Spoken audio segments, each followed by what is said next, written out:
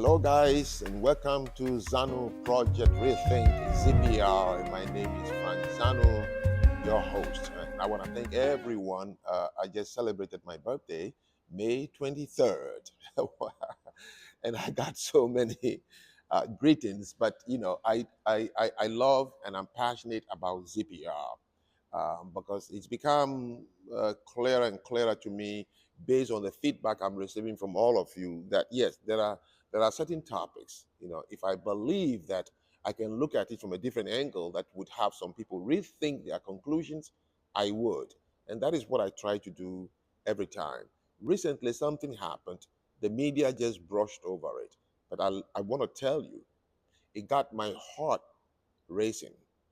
It was a little bit dangerous. It was careless, but nobody thought we should look into it. What happened a few months ago had happened in the former Russia Empire, which led to what is now popularly known as the Bolshevik Revolution. It happened here in America. What happened a few months ago, which I'm about to talk about, happened that led to the French Revolution. What happened a few months ago that I'm about to talk about is what have sent millions of Cubans now living in Miami. They would rather be living in the warm island of Cuba with their family and friends, classmates, schoolmates, and the things they are familiar with. But no, they run away to this country and now living under a refugee status in Miami, Cubans. What happened 3 months ago or so that I'm about to talk about has happened in many countries across the world. It starts with somebody or a group of people to begin to use words to describe another group of people, and the anger level rises overnight. So, Senator Bernie Sanders and Alexandria Ocasio Cortez went on a tour, guys, a tour with a private jet, hotel money, food, fancy dinners. And what was the name of the tour? The Oligarchy tour. Oligarchy. The same word Vladimir Lenin used in 1903 to start the Bolshevik Revolution against the monarchy of Tsar Nicholas. The same words that were used in France when the peasants descended on the king and killed him, raped his wife, and killed his daughter. The same word that was used in Cuba to start the revolution against Batista. The same word has been used in so many other parts of this world, even including China. A small group of people will begin to call other people, twist the word, and get the masses. If they are angry, hungry, destitute, they will pick up arms, and a whole hell breaks loose. The word oligarchy has no negative connotation whatsoever. It doesn't. It's like saying board of directors has a negative connotation. Oligarchy has no such negative connotation. It simply says in its definition, a small group of people in control of a country. But yes, tell me, a cabinet is a small group of people. In every country, even a monarchy, it's always a small group of people who are at the helm of affairs. The board of directors of Fortune 500 company, the board of directors are a few people who manages the affair of the entire company. The army, millions of human beings, it's a few people, we call them the brass, the top brass, a few people who determine when who goes to war to die or not die. Institutions is the board of trustees of every university, some with hundreds of professors, teachers, students, but only a few board of trustee members makes the decision for that institution. In corporations, it's the same thing. That is why the boardroom, usually the price of one table in the boardroom can buy a whole house, because that is where those important decisions are made to keep the Fortune 500 corporations afloat. So yes, oligarchy is a small group of noble people well-qualified, educated people who are at the helm and in control of a country, an institution, academia, you name it, or Fortune 500 companies. There's nothing wrong with that word. But these two people hijacked that word and went on a tour telling Americans that suddenly out of nowhere, there is an oligarchy that is controlling America. Please don't take my word. I'm only giving you the other side of this story. The Bernie Sanders AOC tour was a crime. It was wrong. It could lead to many people being hurt in this country, and we should condemn it. Because few days before that tour was another administration whose members are friends of the most powerful and rich people in this country. Biden was invited by George Clooney to come to his house in California, Hollywood. Within a couple of hours, he raised $31 million for Biden and then turned around and wrote an essay to overthrow him. Obama lives in a $14.7 million home. His children, an empty nester, his children are out of the house. He and his wife, $14.7 million, covering anywhere up to about what? They say 30 or 100 acres of land, filled with lakes and rivers where some cooks and chefs are falling down on paddle boats and dying. Okay?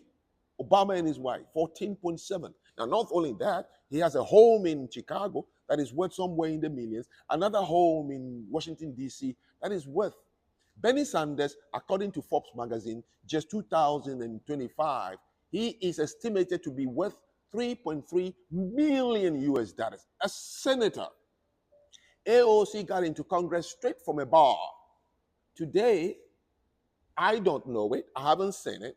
I only went on the places where they put the facts about those people. She herself came on her own interview to say, well, I am somewhere less than $500,000 rich. Who works in any company for 2 weeks, 2 years and says, from a bar to Congress, have you taken a look at her salary, her expenses, brand new Tesla? So where did they $500,000? But when you look elsewhere, they say she's anywhere close to $3 million. I don't know the fact, but she's not, by any measure, a poor woman at all. Oh, no, she's living the life.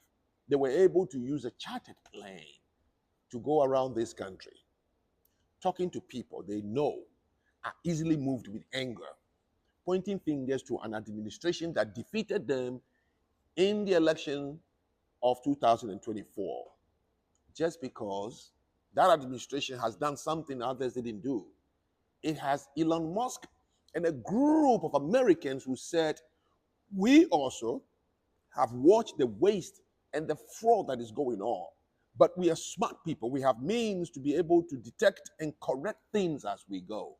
Who in his right mind in this world would ever refuse for fraud and waste to be stopped? And when they started, oh no, you've touched the beehive. They were not happy. What is he going to find out? Whom did we give money to? There is an organization in Georgia led by somebody who failed a governor round twice. It was founded only 2 years prior. They were only able to raise $103 the year before. By the time Biden left office, that organization had $200 million grant. You're not angry, but you will be angry at oligarchs. People who made their money through their Fortune 500 companies, the Amazon, Jeff Bezos, the Mark Zuckerbergs of the Facebook, Elon Musk, and others who simply say, we prefer this administration over the last one. So we are going to help this administration. These people have made their money, long, run Fortune 500 companies. Some, for us, is a dream until you die. I don't even know how they sleep. And yet they carve a part of their life to help an administration. Suddenly, they are oligarch. However, Kamala Harris was able to raise $1.8 billion with a B and wasted it paying other oligarchs like Oprah Winfrey, Beyonce, and Jay-Z's and others a lot of money so they can interview her or simply come and speak on her behalf. But no, those are not oligarchs because they belong to the Bernie Sanders and AOC party. So they are not oligarchs. So they use that word for until you begin to think oligarch is a bad word. Let me get angry. Oh, yes, look, he's right. They are rich. You think these people who are helping this administration to unearth fraud and waste became millionaires in just the last 100 days? No, they didn't. They didn't. And boy, if the Congress was not paying so well, if the kickbacks you get from being a senator, oh my God, if the hand rubbing and the back patting is not so beautiful, these people would not be in this Congress year after year after year. They never resign. Take a look at Maxine Waters. Take a look at Nancy Pelosi. They would walk with a clutch and a diaper before they would think of saying, I'm too old, let me retire. Because the position at that place is just so sweet and beautiful. You can ride in private planes, have insider trading with the stock market, and you and your husband get to live in an $8.5 million home. Security and all. Nobody can touch you. But you can go on a tour in this country to fool Americans using a word that simply means those who are in charge. Shame on you, Bernie Sanders, the socialist. And so, what is in common with these people, with the ones I mentioned before? Let's start with Russia Empire. The same one, a leftist socialist, Vladimir Lenin. Look him up. Let's go to France. It was a liberal socialist group that got the revolution to start. Let's go to Cuba. A socialist pari passu, Fidel Castro, killed many people. Let's go to Ghana. J.J. Rawlings became one of the most left-leaning, non-aligned country superstar for 21 years, killed more than 30 people in Ghana. So on and so forth, and so on and so forth. All you have to do is to point your finger at some group of people who said, we want to work for the betterment of mankind. They are oligarchs. There is nothing wrong with the word. They've lied to you. They've lied. We have to call out these people, is all I'm saying. You are too busy looking on your TikTok. Shame on to me too, because I'm the reason you're on the TikTok. You are too busy watching your 75-inch screen TV or trying on your new jeans or sitting in your voice-activated BMW. They will get you angry. If oligarch is good living, then you know what? 90% of Americans are oligarch. They should all be guilty. I am really, really upset because that tour was dangerous and reckless because of what it could have caused, making people unnecessarily angry. So we need voices like yours, mine, always to let others know that this is not the way we need to go. Just because you hate a man so much. Oh, God was on his side. Boy, did he beat you. And he will remain in the White House until he's out. You can go in there and start your own executive orders to overturn what he has done. It's just a mere 4 years. Sit down, Benny. You need some physical therapy. Thank you. Thank you, guys. Always. ZPR. Come along. We are the rethinkers. We are not going to stop. Have a very wonderful day. Subscribe and love us.